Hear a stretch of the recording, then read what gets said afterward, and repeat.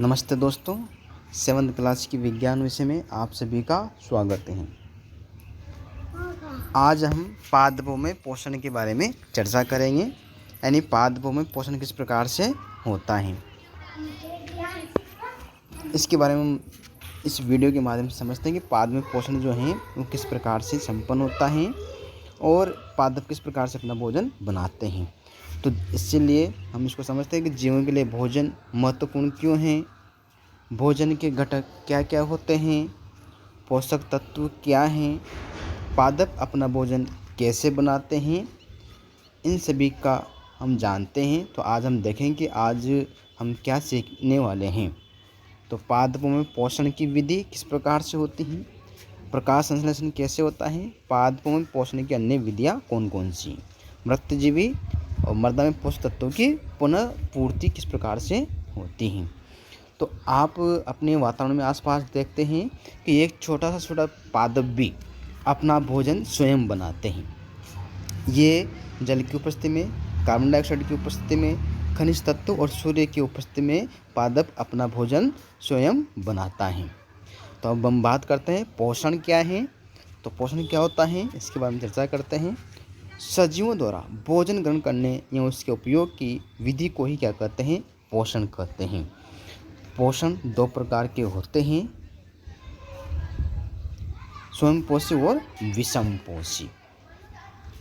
तो पौधे जो हैं अपना भोजन स्वयं बनाता है और ये स्वयं बनाकर ऊर्जा को प्राप्त करता है और उस ऊर्जा को फिर हम जो है ग्रहण करते हैं। तो वातावरण में अनेक प्रकार के छोटे बड़े पादप होते हैं और ये पादप जो हैं अपना भोजन स्वयं बनाते हैं। क्या आप भी अपना भोजन स्वयं बनाते हैं? तो अपना भोजन स्वयं बनाने के लिए किसकी आवश्यकता होती है? ऊर्जा की आवश्यकता होती है। तो प्रकाश संश्लेषण के द्वारा पौधे क्या करते हैं, अपना भोजन स्वयं बनाते हैं। तो इस विधि के लिए पादप को 4 चीज़ों की आवश्यकता होती है। जैसे सूर्य का प्रकाश की आवश्यकता होगी, तो सूर्य के प्रकाश में ये अपना भोजन, जल की आवश्यकता होती है, जल को ग्रहण करता है पादप जड़ों के द्वारा। CO2 यानी कार्बन डाइऑक्साइड की आवश्यकता होती है जो वायुमंडल में उपस्थित होती है, उसका उपयोग करते हैं। और क्लोरोफिल जो पत्तियों में पाई जाती हैं। इन 4 विधियों के द्वारा ये पौधा अपना भोजन स्वयं ग्रहण करता है। तो यहाँ एक प्लांट दे रखा है। इस प्लांट की पत्तियों में क्या पाए जाते हैं, छोटे छोटे छिद्र पाए जाते हैं, जिसे क्या कहते हैं, रंध्र कहते हैं। इन रंध्रों के द्वारा ही ये अपना भोजन बनाते हैं, निर्मित करते हैं और जो वातावरण में उपस्थित जो CO2 होते हैं उसको ये ग्रहण करते हैं। जैसे आप देख रहे हैं इस चित्र के अंदर, तो वातावरण में उपस्थित CO2 को ग्रहण करते हैं और क्लोरोप्लास्ट में नामक एक संरचना पाई जाती है। और क्लोरोप्लास्ट जो पौधों का जो हरा रंग है वो क्लोरोफिल के द्वारा होता है, यानी क्लोरोप्लास्ट में जो है वो क्लोरोफिल इसमें उपस्थित होता है जो हरे रंग की उपस्थिति को दर्शाता है। तो यहाँ पर हम देखते हैं यानी कार्बन डाइऑक्साइड हैं, ये एक प्रकार से जो है जल की उपस्थिति में अभिक्रिया करते हैं और यहाँ पर ग्लूकोज का निर्माण करते हैं। यानी यहाँ पर 6CO2 + 6H2O, तो C6H12O6 का यहाँ पर निर्माण हो, यानी ग्लूकोज, और ऑक्सीजन को निर्मुक्त करते हैं। और इस ऑक्सीजन का उपयोग फिर हम इसका उपयोग करते हैं श्वसन की प्रक्रिया के लिए, और ये वायुमंडल में वापस ऑक्सीजन चली जाती है।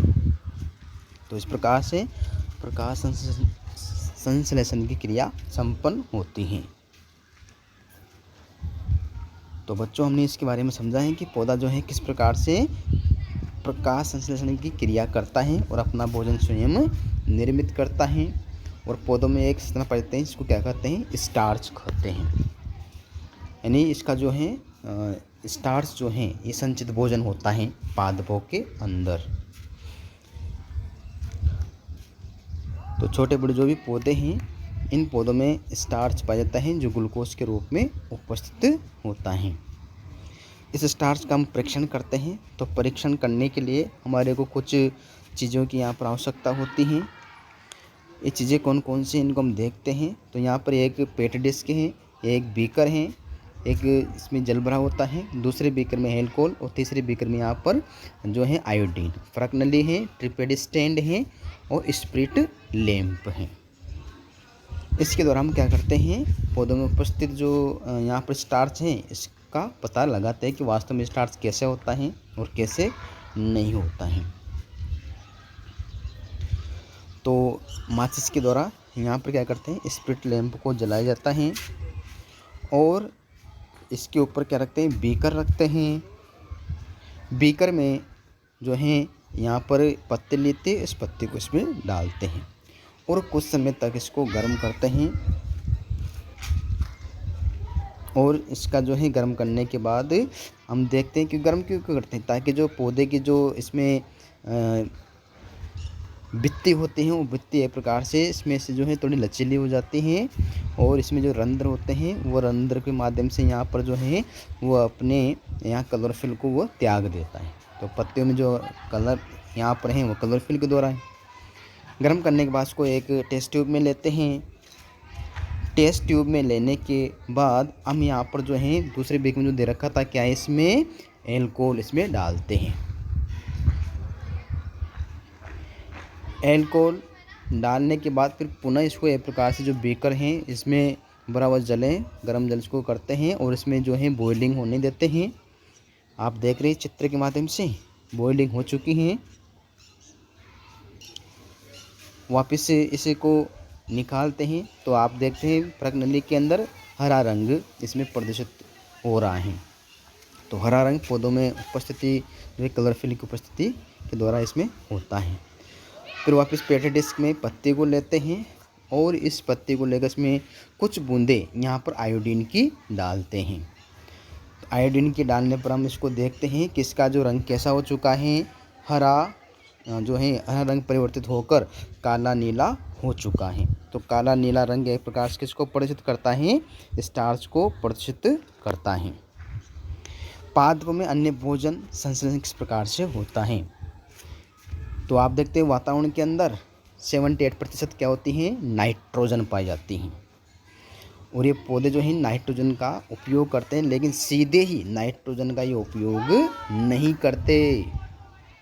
तो ये जो बिजली के कड़कने के दौरान नाइट्रोजन का यहाँ पर क्या होता है, अपघटन होता है, टूटती हैं। तो नाइट्रेट और नाइट्राइट्स के रूप में ये पर्यावरण में उपस्थित रहती हैं, जिसका उपयोग ये जल के माध्यम से भूमि में चले जाते हैं और ये पौधे जो हैं पुनः वापस जो इसमें पादप के जो जड़ें पाए जाते हैं राइजोबियम बैक्टीरिया, इसके द्वारा इस नाइट्रोजन को उपयोग कर लिया जाता है और वापस जो है ये नाइट्रोजन पादपों में उपस्थित रहती हैं।